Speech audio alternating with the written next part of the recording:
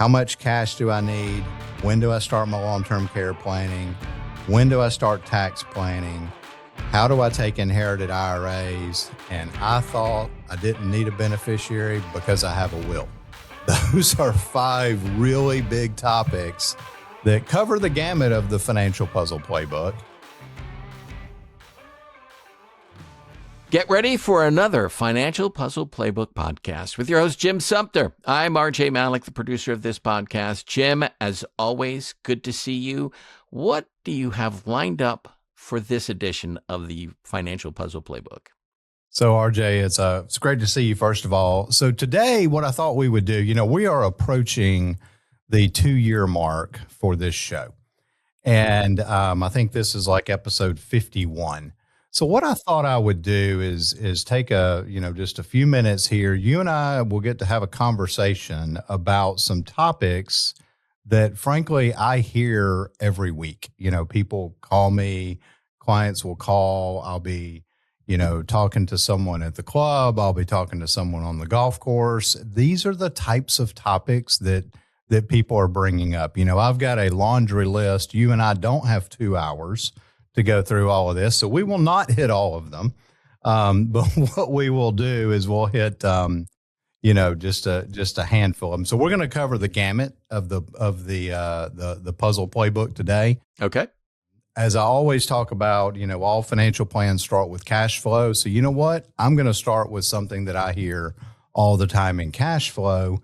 And that is, Jim, how much money should I have in my emergency fund? And how much cash is too much? And, it's interesting. You and I were talking before we got started on this show about Taylor Swift and about, the amount of money that she has amassed. Yes. I'm going to be candid. We're not going to talk about that amount of money. We may talk about, in middle class America, which I think is probably the majority of the listeners for this show. How much money is too much? And I always start with, you want to have an emergency fund. And what an emergency fund should be is between 3 and 6 months of your family's spending. So if you spend $5,000 a month on average on your bills, and you're a single person in your home, or if you're a single breadwinner in your home, then you would want to have 6 months worth of your expenses. Okay. So in the $5,000 a month, you're going to want to have somewhere around $30,000 as an emergency fund. Now, does that mean that all $30,000 is sitting in your bank savings account that, on your cell phone, you can turn around and move to to your checking account and you're getting, 0.2, 0.3% interest? That answer is going to be no. Because we don't want to hold that amount of money in something that's going to earn very, very little. But, when's the last time you wrote a $25,000 or $30,000 check? Right. And so you're probably not going to need all of it at once. But if you had to have it in an emergency, something happened from a job standpoint, something happened, think COVID, that was an emergency for many type people. And, anything can change. So we want to have that in place. And, so I say between 3 and 6 months. If you're one person in your household, 6 months. If you are both working and you're, in your household, then you may want to be closer to 3 months, because the chance of both people needing it all at once is lower than if it's one person. So that's the one thing that I always talk about, how you break it up. And I've done an episode on the 3-tier cash reserve before. I would encourage people to go back and, take a look at that. But, I will say this, there's a lot of people with a lot of money sitting in cash right now. Interesting. And what I would say is, you want to have your emergency fund.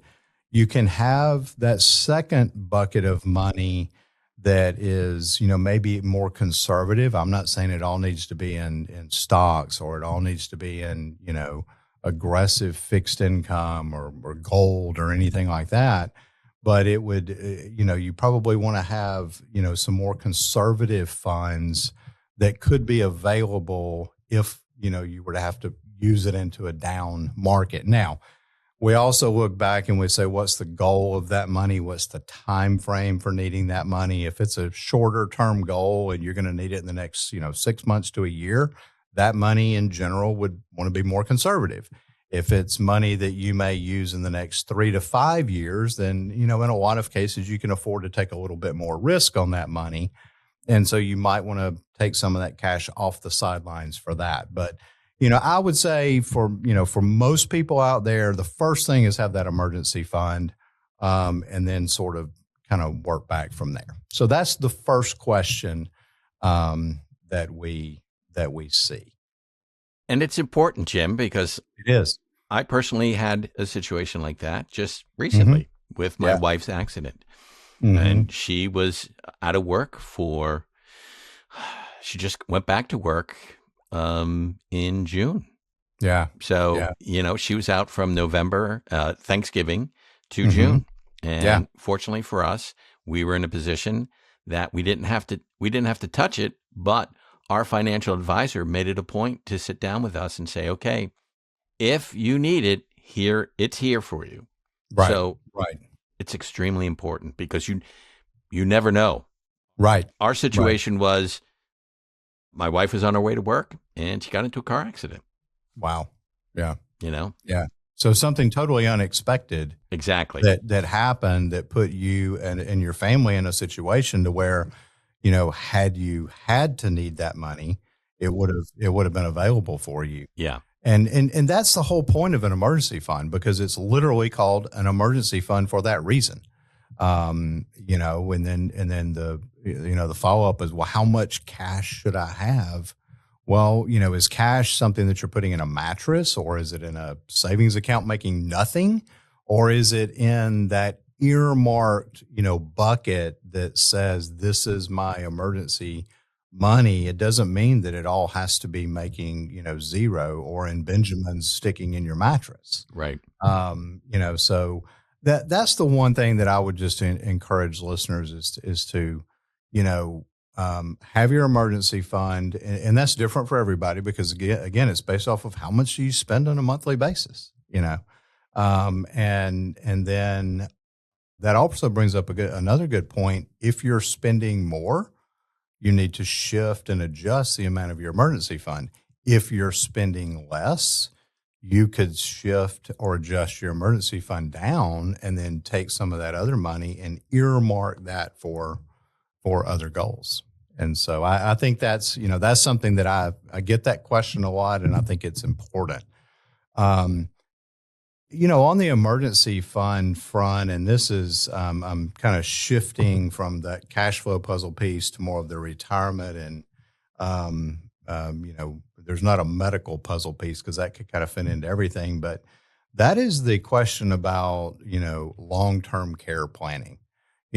Everybody, it seems like, has had a family member, a mom, a dad, an aunt, an uncle, a friend's mom, a friend's dad that has needed some sort of health care need in retirement or even before retirement.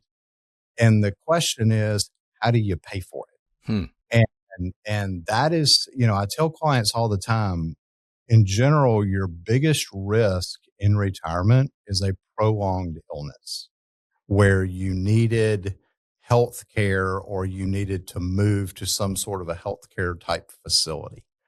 And I will say, the earlier that you have the conversation with yourself about how would I handle this, the more time that you have to prepare for it.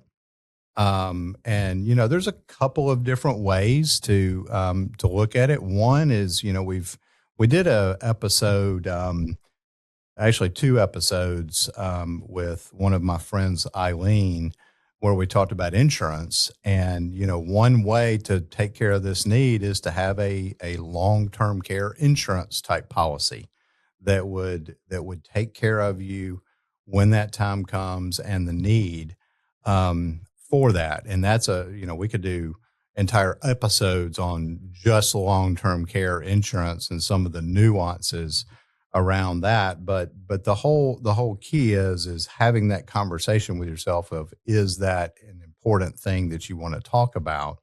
The second option is you could do self-funding.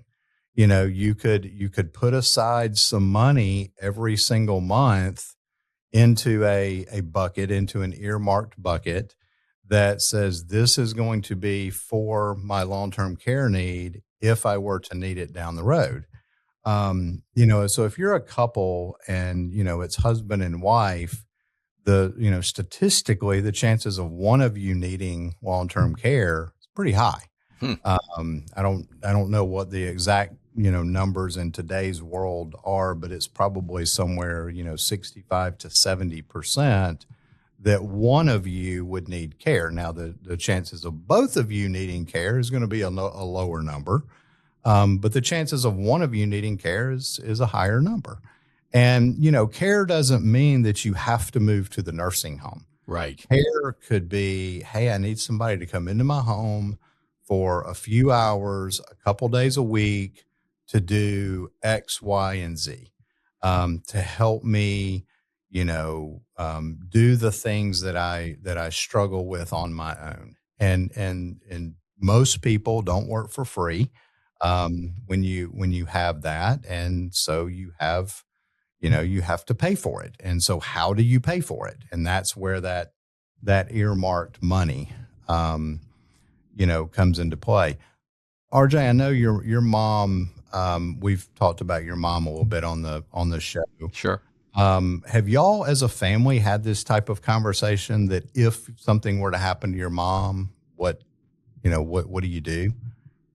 Yes, we've had this conversation several times because things change. This is what Sure. people Yeah. you don't think about, especially, Mhm. when your parents are still around. Right. But we've had a conversation, I would say 4 or 5 times. I have a sister and 2 brothers, and we've had this discussion Yeah. where things are changing. And in fact, we just had a discussion 2 weeks ago because things have dramatically changed with my mom. Oh, wow. And we now Okay. are going to, we have put a plan together and we're going to try to execute the plan. And now we'll run into probably resistance from my mother, but at this point in time, that generally happens. Yes. yeah, we have to do something. And it just entails someone coming in to just be there for her. And Yeah. that will be a couple times a week. And Yeah. then we're going to progress from there. So, yeah. Yeah. Yeah. Wow. Well, that it's something that so you mentioned that y'all just recently had, the past couple of weeks, this conversation. That's probably not the first time you've ever had the conversation. Is that fair? Yes, it is fair because we actually we had to have the conversation with my dad. Oh, wow. Okay. So we're 2 Yeah. for 2. Yeah. So we had the conversation. So hey, you hit the statistic, Yeah. Yeah. So we had the conversation, and it was a brief one with my dad because my mom, obviously was still around and they're together. Sure. So, Sure. she had the final say in everything, but we did have the conversation. Now she's alone, and, we are at the point where we have to force a situation with her where we have to have people in there. She's not going to be happy. We know this, but at this point in time, we're just going to have to deal with it. Right. Fortunately, she doesn't have a lot of money, so she can't hold that over our heads. Okay. I'm joking, of course. No, I understand. When Jennifer and I bought our home that we're in now, it was a situation where, and I do not know the specifics of the couple, but I know in general the situation where the wife was the caregiver for the husband because he was ill and needed some care. And so she passed away. Oh. And so the caregiver passed away. So now here he was needing help. So he needed to move to an assisted living, type facility, which he did.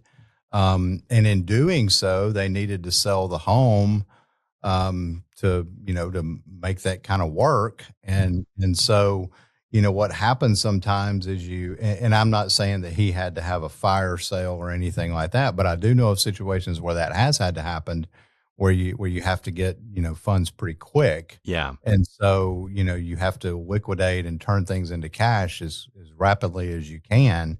And sometimes you might, sell a home for a little bit less than maybe what you had hoped you would sell it for because you had to have funds quickly. My whole point is, I think it's important to begin to have the conversation much sooner than later.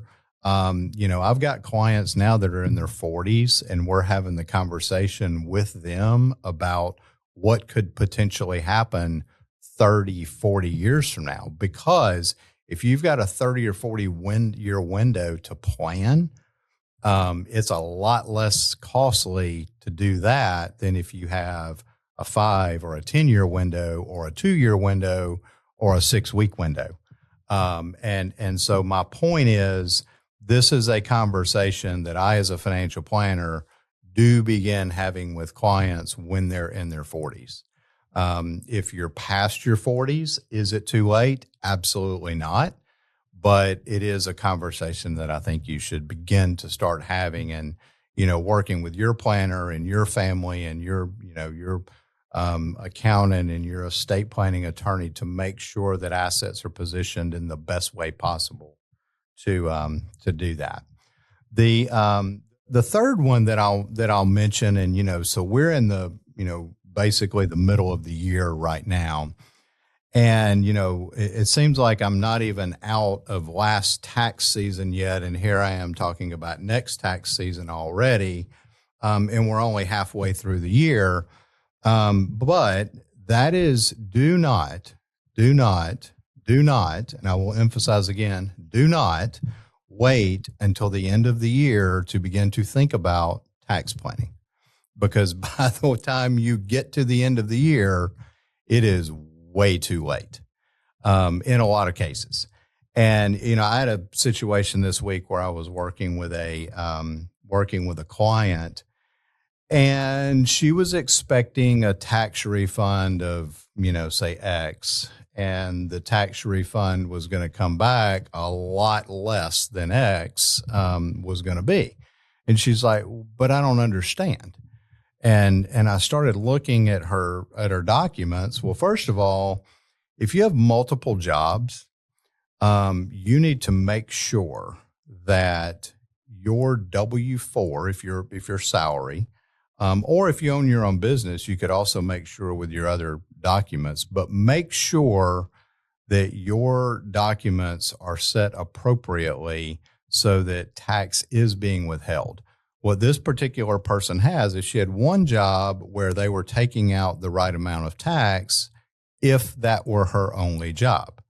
The second job was taking out no tax at all, because that job was taking it out as if that were her only income. So what was happening is, if that were her only income, say from job number 2, she would have qualified for some different credits. She had, children, things like that, and she would have had very minimal tax. But when you added the two together, it took her out of a lot of those credits that she had qualified for the previous year. And she didn't understand, well, why is my refund not what it has historically been? And it's because there was no tax planning. I had no idea that any of this was going on until, she brought me all of her information, and I'm looking at it, and I'm in my mind, I'm thinking, okay, there's going to be a challenge here. So I asked her, what is your expectation? And she told me, and I was like, okay, well, we'll have to see, I didn't know exactly what it would be, but I kind of had a pretty good idea that it wasn't going to be what she was hoping for. And it wasn't. And I pointed it out, and she was very frustrated, and, she went to HR. How could you do this to me? Why did you do this? And it's not HR's responsibility. It's that person's responsibility. That is an example. Another is, if you're a business owner, you always need to be looking at where am I year to date? What expenses have I had?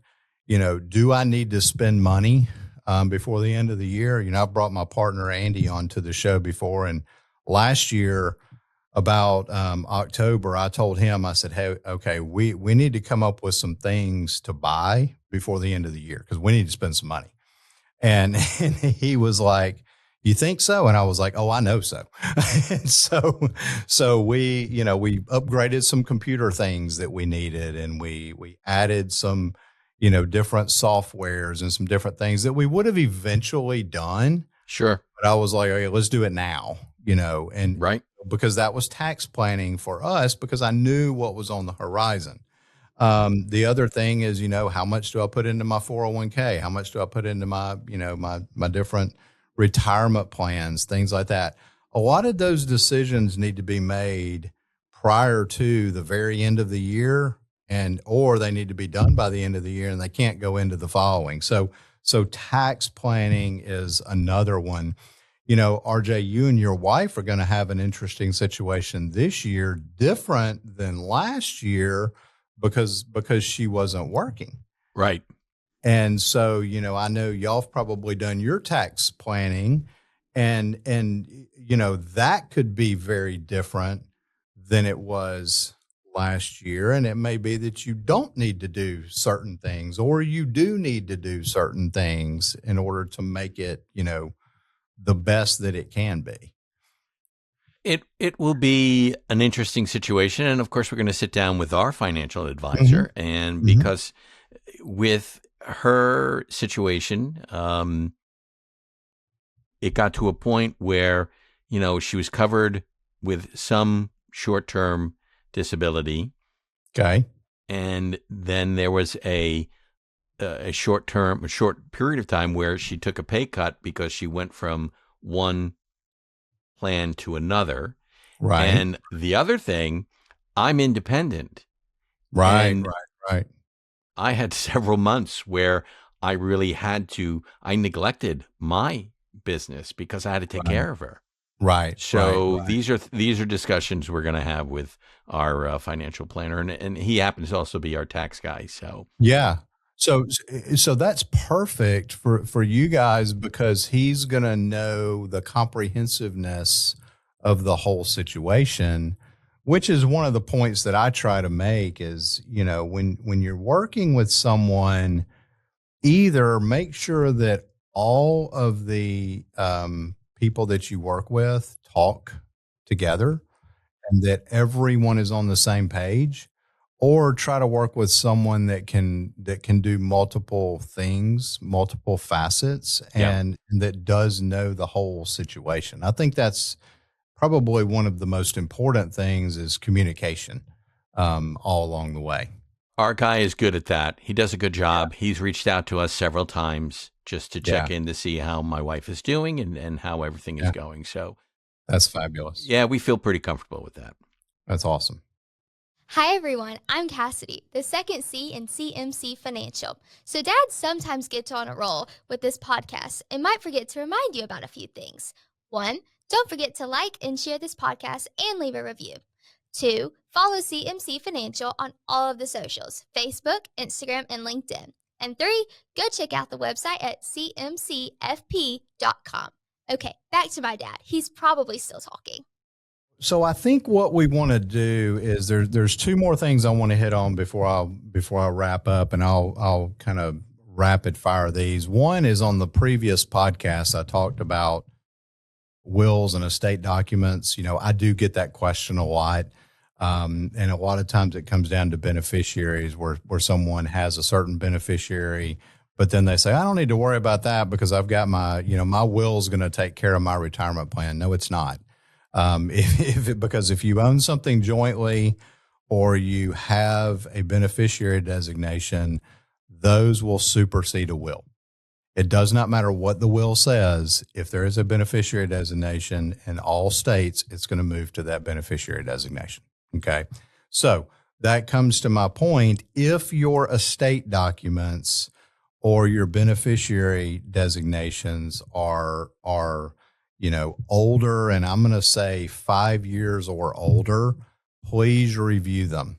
The second thing is anytime there is a life event, a birth, a marriage, a divorce, a death, or I move to another state, please revisit all of those beneficiary designations, revisit your estate documents. I've touched on community property states on the podcast before. If you happen to have lived in one or if you move to one, please understand what that means and how that can affect your financial plan, and definitely work with a qualified planner that is familiar with those states and those rules and how all of that works. The last point that I will bring up is inherited IRAs. And this is one that I just continuously have, clients ask about. And, back in 2020, the rules changed from an inherited IRA. And really where this applies to is if you're a non-spousal beneficiary. So let's say I inherit something, an IRA account from my mom. So I'm a non-spouse inheriting that account. There's a couple of things that you need to remember. One is, are you a spouse or a non-spouse? Number two is, are you within 10 years of age of the decedent? And then number three is the beneficiary a person or is it an entity? In other words, is it a trust? Is it a charity? Or is it a person that's an individual? All three of those things can totally affect how quickly you need to take that money out. In most cases, and I had a client I was talking to earlier this week, last year, her father passed away last year. She inherited an IRA of his. So she was a non-spousal, non-eligible beneficiary. She inherited his Roth IRA, which she was a non-spousal, non-eligible beneficiary of a Roth IRA, which is a different animal. And then the third account that she inherited originally came from her mom. And so when her mom passed away, it went to her dad. And then when her dad passed away, it went down to her. The question was, though, did it ever become dad's IRA, or did dad take it as an inherited IRA? In this particular case, he took it as an inherited IRA.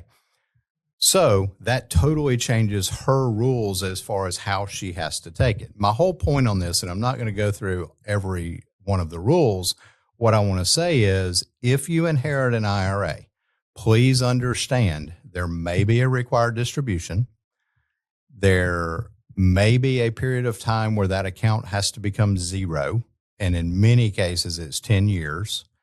Or if you inherited an inherited IRA that the previous person had inherited, you are fulfilling the remainder of their 10 years.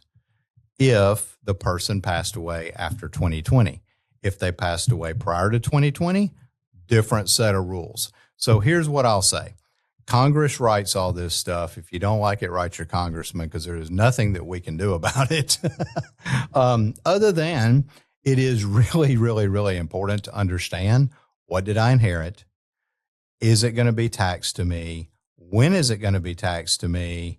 And is it considered ordinary income, or is it considered, like in the case of the Roth, tax deferred or tax free income rather? And when does it have to be at zero?